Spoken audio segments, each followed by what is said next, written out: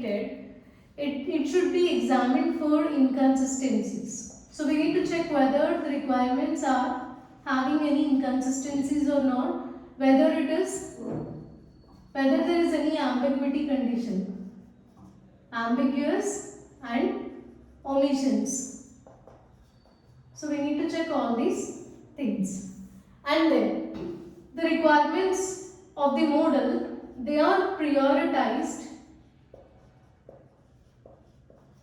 by the stakeholder. So for all the requirements, priorities should be given. So some requirements they may be more important. So for them, high priority should be given, whereas some other requirements they should be given lower priority. So here in this case, stakeholder will give priorities, and these requirements, these prioritized requirements, they are grouped into requirement packages or packaged requirements, and they are released in software increments. So that means, see, during every increment, some part of the requirement model will be created. So all the requirements won't be included in a single increment, right? So requirements which are having high priority, they will be included in the first increment, and then next high priority, that will be included in the second software increment. Like that, low priority requirements will be developed or will be released in the last software increment. Okay. After this, here review of requirement model, it addresses the following questions. So what are the questions? So is each requirement consistent with the overall objective of the product? So we need to check whether the requirements are consistent or not. And then, is the requirements really necessary? So say suppose we gather total 100 requirements from the stakeholder. So while gathering requirements, software engineer or developer, he prepared total 100 requirements based on the information given by the stakeholder. Then in that case, all the requirements may not be essential, right? Out of 100, say suppose 30 requirements are not essential.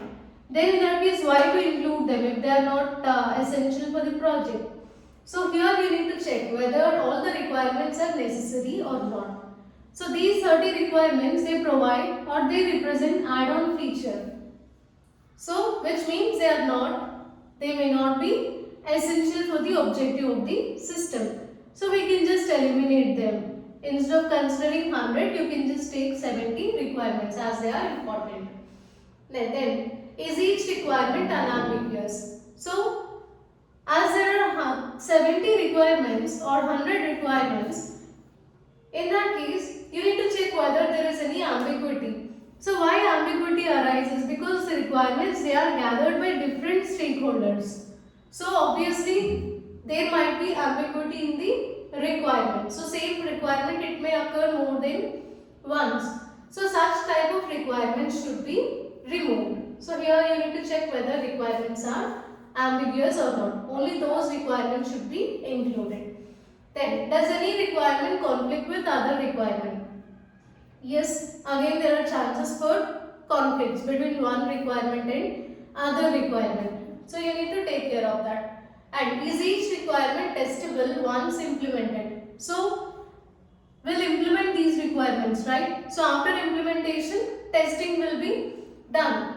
So here you need to check whether every requirement which we implemented, it passes this testing phase or not, or whether it is testable or not.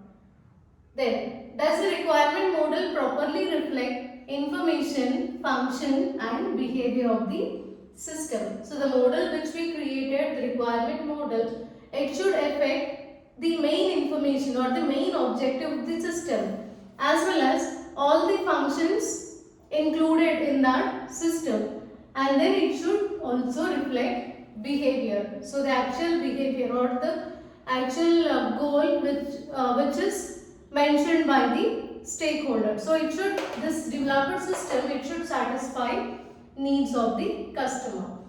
Has the requirements partitioned in a way that exposes progressively more detailed information.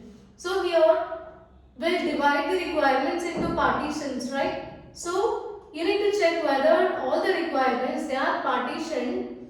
They should be partitioned in such a way that these requirements, after partitioning, they should provide detailed information about the system. Okay, they should not be partitioned in an inefficient way.